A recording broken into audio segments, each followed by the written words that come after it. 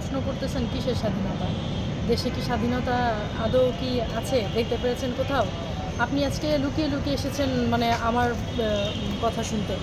আমি আজকে এত বছর পর নিজের মতো করে এই প্রথম হয়তো দিতে যেতে পারলাম না ফুল।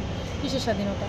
একটা মেয়ে 2 দিন আগে মিষ্টি সুভাষ সম্ভবত তার নাম, তাকে দেখলাম 32-এ গিয়ে সে নিজের মতো করে তার আদর্শের যে নেতা তাকে সে ফুল দিতে যাচ্ছে, সেখান থেকে তাকে টেনে হিসেবে আপনারা ধরে নিয়ে এসেছেন। কিসের স্বাধীনতা, কিসের স্বাধীন দেশ? এখানে কিসের স্বাধীনতা আছে? আর আওয়ামী লীগের নেতাকর্মী তো দূরের কথা, যাদের কোশ্চেন আপনি করলেন যে আওয়ামী লীগের নেতাকর্মী এরা আছে কিনা, আওয়ামী লীগই তো নিশ্চিহ্ন করে দিতে যাচ্ছে, আওয়ামী লীগই তো নির্মূল করে দিতে যাচ্ছে। তো এখানে আবার আওয়ামী লীগের নেতাকর্মী কীভাবে যাবে? একটু আগে নিউজ পোর্টালে দেখলাম যে জাতীয় স্মৃতিসৌধ, সেখানে গিয়ে মারামারি হয়েছে, মানুষ তার নিজের কথা বলতে পারতেছে না। তারপর হচ্ছে আপনার ইয়েতে স্বাধীনতার আপনার শহীদ মিনারের বেদিতে সিলেটে দেখলাম যে ওরা কেচি কেটে তালা মেরে দিয়েছে। তো কিসের স্বাধীনতা? এই 16 বছর কোনোদিন শুনেছেন আপনি এমন কথা যে স্বাধীনতার যে বেদি, যেখানে গিয়ে মানুষ সম্মান জানায়, শ্রদ্ধা জানায়, সেখানে গিয়ে তালা মেরে দিয়েছে, সেখানে লক করে দিয়েছে? কোনোদিন শুনেছেন? কেউ শুনেছে? আমাদের বাপদাদা 14 গোষ্ঠী তারাও শুনেনি, আমরাও কোনোদিন শুনিনি। তাহলে স্বাধীনতা কই আছে? মানে এই প্রশ্নটা আমার কাছে মনে হয় স্বাধীন দেশ, স্বাধীনতা, এটা একবারে অবান্তর প্রশ্ন, অবান্তর কথা মনে হচ্ছে। অতএব এই যে মানে এই দেশে কীভাবে করে মানে কী যে হবে আসলে বুঝতে পারতেছি না। কোথায় সিকিউরিটি, কোথায় স্বাধীনতা, কোথায় কী? এখানে দাঁড়িয়ে আমি কথা বলতে পারবো না, তাদের ইয়েতে হলে তারা আমাকে নিয়ে যাবে ধরে। এটা তো কোনো স্বাধীনতা হলো না। আমরা না বাক স্বাধীনতার জন্য না এত মানুষ মিলে না লড়াই করেছে, তো কিসের বাক স্বাধীনতা? আমি আমার স্বাধীন মতো কথা বলবো না, স্বাধীন প্রেসে যেতে পারবো না, এনে কিসের স্বাধীনতা? তো খুব ক্লিয়ার, এটা আপনিও ভালো জানেন, আমিও ভালো জানি, খুব ক্লিয়ার কথা। মানুষ স্বাধীনভাবে কেমনে চলতে পারতেছে, কীভাবে চলতে পারতেছে? সেটা ইউনূস সরকার খালি বলে তো লাভ নেই। ইউনূস সরকার উনি ওনার সাথে যে যারা আছেন তারা সবাই মিলে কি করছে? তারা 100 গাড়ি নিয়ে আপনার শোডাউন করতেছে, তারা নিজেদের মতো ইফতার পার্টি, এই পার্টি সেই পার্টি করছে, যার যার মতো বিয়ে শাদী করতেছে, বিয়ে শাদী করে তারা নিজেদের লাইফে করতেছে, দেশের বাইরে যাচ্ছে, তারা বিক্রয়নের ব্যবসা করতেছে। কিসের সরকার? এরা কোত্থেকে সরকার আসে? এটা কি কোনো গভর্নমেন্টের মধ্যে পড়ে? আপনি বলেন। প্রত্যেক মানুষই তার নিজের আখের গোছায়, সেটা যে সরকারি আসুক।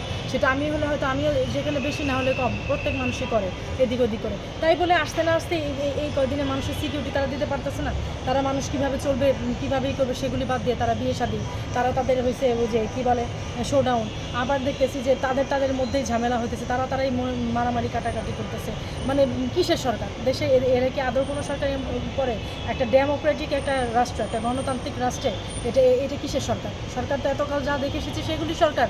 একজন আরেকজনের প্রতি প্রমিনেন্ট থাকে, একজনের সাথে আরেকজনের কম্পিটিশন থাকে, কম্পিটিটর থাকে। এরা কাউকে রাখবে না, সবাইকে নিশ্চিহ্ন করে দেবে। এটা কোত্থেকে সরকার আসে? শূন্য মাঠে এরা গোল দিতে চাচ্ছে। এটা কি আদৌ কোনো সরকার? এটা কি সরকারের মধ্যে পড়ে আপনার মনে হয়? এদের উদ্দেশ্যে আমি কী বলবো? এদের উদ্দেশ্যে তো ওই যে রিটার্ন লতে এরা পড়ে যাবে। এরা হচ্ছে যা করতেছে এগুলি তো কোনো মানুষের কাজ না, এগুলি তো কোনো গভর্নমেন্টের কাজ না। এই বাচ্চা ছেলে আমাদের এদের এই যে কি দেশের কি মন্ত্রিত্ব সামলানো কি চারটিখানি ব্যাপার মনে করেন? হ্যাঁ, এরা কি নবোধপ্রাপ্ত হয়ে আসছে যে এই বয়সে নবোধপ্রাপ্তি পেলাম আমি দেশের সরকার হয়ে যাবে? এত সোজা একটা দেশ সম্পর্কে নির্দিষ্ট ভূখণ্ড এগুলি নিয়ে মানুষের পড়াশোনা করতে হয়, এগুলি নিয়ে মানুষের যথেষ্ট জানতে হয়। না জানলে একটা দেশের নেতা নেত্রী হওয়া তো এত সোজা না। আপনি আমাকে নিয়ে বসায় দিলেন আর আমি দেশের মন্ত্রী হয়ে গেলাম, বিষয়টা তো এরকম না। বাংলাদেশের মানুষ কী চাইবে? বাংলাদেশের মানুষ চাওয়াটা খুব সোজা একটা ব্যাপার। মানুষ কী চায়? মানুষ 3 বেলা ঠিকমতো ভাত খেতে চায়, আপনার দ্রব্যমূল্যের ঊর্ধ্বগতি থাকবে না, রেগুলার লাইফ মেনটেন করবে যার হচ্ছে অনুযায়ী, সাধ্য অনুযায়ী। এটাই তো বাংলাদেশের মানুষ চায়। এর চেয়ে বেশি কিছু তো বাংলাদেশের মানুষ বা আমাদের চাওয়া পাওয়া কারোর কাছে নেই। সেটা আওয়ামী লীগ হোক, সেটা বিএনপি হোক, সেটা যে কোনো দল হোক, আমরা প্রত্যেকে শান্তি চাই। আমরা প্রত্যেকে 3 বেলা 3 মুঠো ভাত খেয়ে শান্তিতে থাকতে চাই। আমরা প্রত্যেকে চাই যে আমাদের সিকিউরিটি দেওয়া হোক। আমরা প্রত্যেকে চাই যে আমাদের মতন করে আমাদের যা চাহিদা আছে 5টি মৌলিক চাহিদা পূরণ করুক। সেটা বাদ দিয়ে তারা কি আরম্ভ করলো দেশের মধ্যে? তাদের সমন্বয়টা তাদের লাগে, তাদের ঝামেলা। তারা এই কতদিন আর্মি নিয়ে ওয়াকার সাহেবকে নিয়ে কতদিন হলো উনি নাকি ডেকে বলেছেন যে কি আওয়ামী লীগকে আবার পুনর্বাসন করানোর জন্য। এইটা কেমন কথা? পুনর্বাসন হবে কোথেকে? আওয়ামী লীগ তো বাংলাদেশের সবচেয়ে মানে একবারে লিজেন্ডারি হচ্ছে ওল্ড একটা আপনার দল। তো এই দলটা আপনি কীভাবে পুনর্বাসনের মানে এত স্পর্ধারা পায় থেকে যে আওয়ামী লীগকে পুনর্বাসন করবে? What is this? আপনার দুদিন ধরে সেটা এমন কথা বলতে পারেন না। এই বাচ্চা বাচ্চা ছেলেরা আপনার দেশের ইতিহাস সম্পর্কে জানেন না, আপনারা বলতেছেন আওয়ামী লীগের পুনর্বাসন মানে কি? যার কোনো জায়গা নাই, রোহিঙ্গা তারা এসে আওয়ামী লীগ কি রোহিঙ্গা যে আপনি তারা এর দেশে এসে পুনর্বাসন করবেন? এত সস পান থেকে আপনারা আওয়ামী লীগের পুনর্বাসন করবেন? আপনারা চাইলে মন চাইলে বিএনপিকে কতদিন বলতেছেন যে বিএনপি ভালো না, বিএনপির দেশ থেকে এত সাহস আপনাদের কে দিচ্ছে? আওয়ামী লীগ কি কোনো কারো ঘাড়ে চড়ে আসছে যে আপনি আওয়ামী লীগকে পুনর্বাসন করবেন? বঙ্গবন্ধু শেখ মুজিবুর রহমান তারও আগে হচ্ছে সরওয়ার্দী, মাওলানা হামিদ খান ভাসানী, কত বড় বড় প্রাজ্ঞবিজ্ঞ লোক এই আওয়ামী লীগের পেছনে।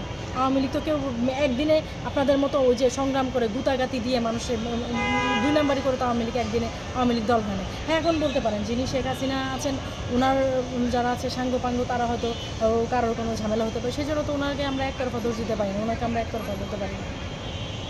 প্রত্যেকটা ফ্যামিলিতে প্রত্যেকটা জায়গায় প্রত্যেকটা হাতের 5 আঙ্গুল তো এক হয় না, প্রত্যেক জায়গায় মানুষের মধ্যে খারাপ ভালো আছে, কিন্তু সেটা হচ্ছে আপনার 100-তে 20 জন 100-তে